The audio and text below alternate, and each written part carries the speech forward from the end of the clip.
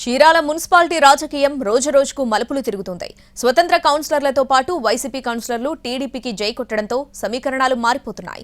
త్వరలోనే వారంతా పార్టీ మారబోతున్నారన్న ప్రచారం జరుగుతోంది. బాపట్ల జిల్లా చీరాల మున్సిపాలిటీ రాజకీయం రసవత్తరంగా మారుతోంది.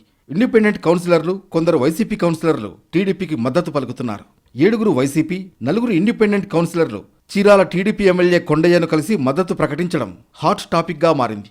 తమను గెలిపించిన ప్రజలకు మేలు చేసేందుకు, పట్టణాన్ని అభివృద్ధి పదంలో నడిపేందుకే ఈ నిర్ణయం తీసుకున్నట్లు కౌన్సిలర్లు తెలిపారు.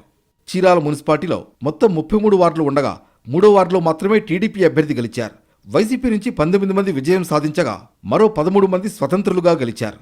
ఆ తర్వాత మారిన పరిణామాలతో టీడీపీ కౌన్సిలర్తో పాటు 5 కౌన్సిలర్లు అధికార వైసీపీ తీర్థం పుచ్చుకున్నారు. తాజాగా మారిన సమీకరణాలతో తిరిగి ఒక్కొక్కరుగా టీడీపీ గూటికి చేరేందుకు సిద్ధమవుతున్నారు. ఇప్పటికే 11 మంది కౌన్సిలర్లు టీడీపీకి మద్దతు తెలిపారు.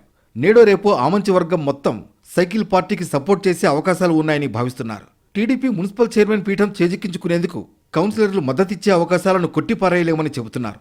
అదే జరిగితే చీరాల రాజకీయం రసకందాయంలో పడే అవకాశాలున్నాయని పొలిటికల్ విశ్లేషకులు భావిస్తున్నారు. ఇప్పటికిప్పుడు వైసీపీ నుంచి బయటకు వెళ్లే వారిని కట్టడి చేసే అవకాశాలు లేకపోవడంతో మాజీ ఎమ్మెల్యే కరణం బలరాం, ఆయన కుమారుడు కరణం వెంకటేష్ సైలెంట్ మోడ్లోకి వెళ్లిపోయినట్లు సమాచారం. మరోవైపు ఆమంచి వర్గం టీడీపీకి మద్దతు ఇవ్వడానికి గ్రీన్ సిగ్నల్ ఇచ్చినట్లు ప్రచారం జరుగుతోంది. దీంతో త్వరలో చీరాల మున్సిపాలిటీలో మార్పుల్ని చూడవచ్చన్న వార్తలు వినిపిస్తున్నాయి. మున్ముందు చీరాల రాజకీయం ఎటువైపు వెళుతుందో చూడాలి.